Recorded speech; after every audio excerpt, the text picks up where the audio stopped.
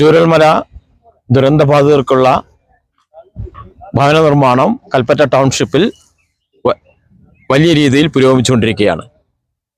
ഫെബ്രുവരിയിൽ വീടുകൾ കൈമാറുമെന്നാണ് കേരളത്തിലെ സർക്കാർ പ്രഖ്യാപിച്ചിരിക്കുന്നത്. മുഖ്യമന്ത്രി പ്രവൃത്തി ഉദ്ഘാടനം ചെയ്യാൻ വന്ന ദിവസം ആയിരുന്നു കൽപ്പറ്റ MLA ഇവിടെ വന്നിരുന്നത്.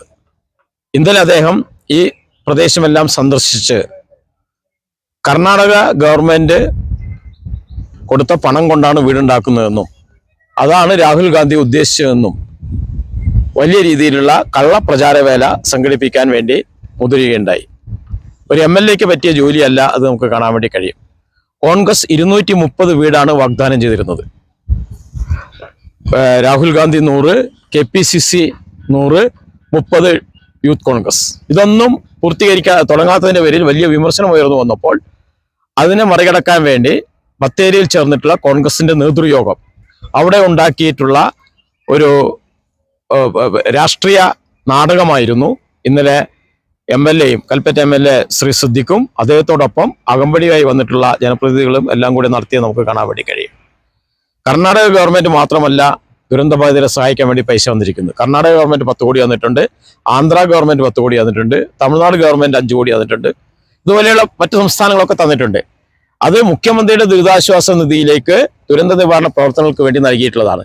അത് കോൺഗ്രസ് അക്കൗണ്ടിലാക്കണം എന്ന് പറയുന്ന കർണാടക ഗവൺമെന്റിന്റെ ഔദ്യോഗിക പണം സംസ്ഥാന സർക്കാരിന്റെ തന്നിട്ടുള്ള ദുരന്ത നിവാരണ ഫണ്ട് രാഹുൽ ഗാന്ധിയുടെ അക്കൗണ്ടിലാക്കണം എന്ന് പറയുന്നത് രാഹുൽ ഗാന്ധിയെ പോലും അപമാനിക്കുന്നതിന് തുല്യമാണ്.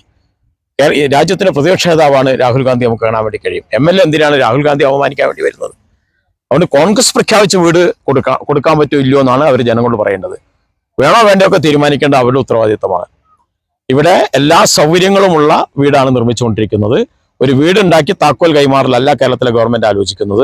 അവർക്ക് ആശുപത്രി സൗകര്യമുണ്ട്, അതുപോലെ തന്നെ അംഗൻവാടിയുണ്ട്, കൺസ്യൂമർ സ്റ്റോറുണ്ട്, മറ്റെല്ലാ സൗകര്യങ്ങളും, ഒരു പുതിയ ജീവിതം തന്നെ, തൊഴിലുണ്ട്, എല്ലാം ഇങ്ങോട്ട് ഉണ്ടാകും. ഈ ടൗൺഷിപ്പിൽ നമുക്ക് കാണാൻ വേണ്ടി കഴിയും. കോൺഗ്രസ് കൊടുക്കുന്ന വീടിൽ എന്തൊക്കെയാണെന്ന് പറയാനും എവിടെയാണ് സ്ഥലം എടുത്തതെന്ന് പറയാനും എത്ര വീടാണ് ഉണ്ടാക്കി കൊടുക്കുന്നത് പറയാനുള്ള സാമാന്യ മര്യാദ കാണിക്കാതെ എട്ടുകാലി മമ്മൂഞ്ഞ് ചമയുന്ന കൽപ്പറ്റ MLAയുടെ നടപടി അങ്ങേയറ്റം ലജ്ജാകരമാണ്, നാടിന് തന്നെ അപമാനം ഉണ്ടാക്കുന്നതാണ്. ഈ കാര്യത്തിൽ അദ്ദേഹം നടത്തിക്കൊണ്ടിരിക്കുന്ന ഈ ഞാളുമേൽ കളി, വീണെടുത്ത് ഉരുളുക എന്ന് പറയുന്ന സ്വഭാവം ഒരു MLAക്ക് യോജിച്ചതല്ല എന്ന് വളരെ വിനയത്തോടെ പറയുകയാണ്.